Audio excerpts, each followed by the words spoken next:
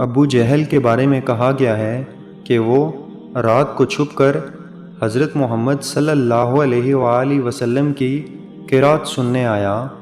اسی طرح ابو سفیان اور اخنس بن شریک ایک کو دوسرے کی خبر نہ تھی، صبح تک تینوں چھپ کر حضرت محمد صلی اللہ علیہ وآلہ وسلم سے قرآن سنتے رہے۔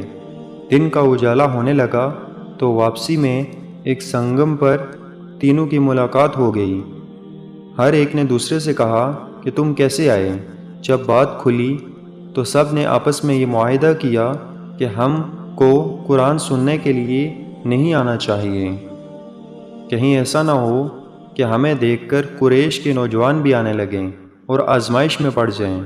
جب دوسری رات آئی تو ہر ایک نے یہی گمان کیا کہ وہ دونوں نہیں آئے ہوں گے، چلو قرآن سن لیں۔ غرض یہ کہ صبح کے قریب تینوں کا سنگم ہوا اور خلاف معاہدہ ہونے پر ایک دوسرے کو ملامت کرنے لگے اور دوبارہ معاہدہ کر لیا کہ اب نہیں جائیں گے۔ سبحان اللہ! قرآن اور وہ بھی رسول اللہ صلی اللہ علیہ وآلہ وسلم کی زبان مبارک سے، بھلا ان کو کب سونے دیتا تھا؟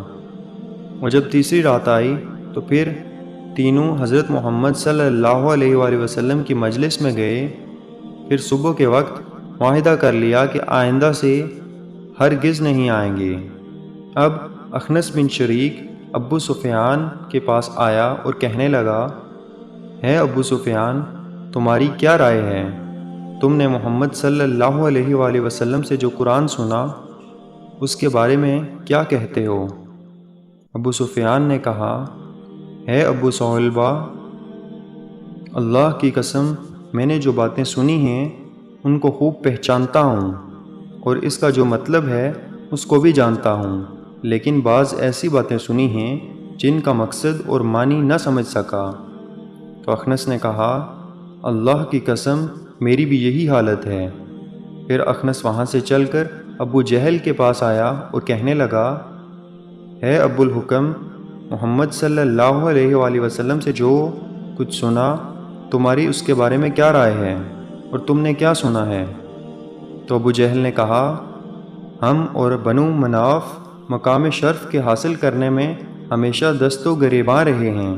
انہوں نے دعوتیں کی تو ہم نے بھی کی، انہوں نے خیر و سخاوت کی تو ہم نے بھی کی، حتیٰ کہ ہم تو پاؤں جوڑے بیٹھے رہے اور وہ کہنے لگے کہ ہمارے پاس اللہ کا ایک پیغمبر ہے، اس پر آسمان سے وحی اترتی ہے، تو اب ہم یہ بات کہاں سے لائیں؟ اللہ کی قسم ہم اس پر ایمان نہ لائیں گے اور اس کی پیغمبری کی تصدیق نہیں کریں گے۔ اخنس یہ سن کر چلا گیا، افسوس کہ حق کو حق سمجھ کر بھی ایمان نہ لائے اور یوں ہی جھوٹی چودراہٹ کے تحفظ میں جہنم کا سودا کر لیا۔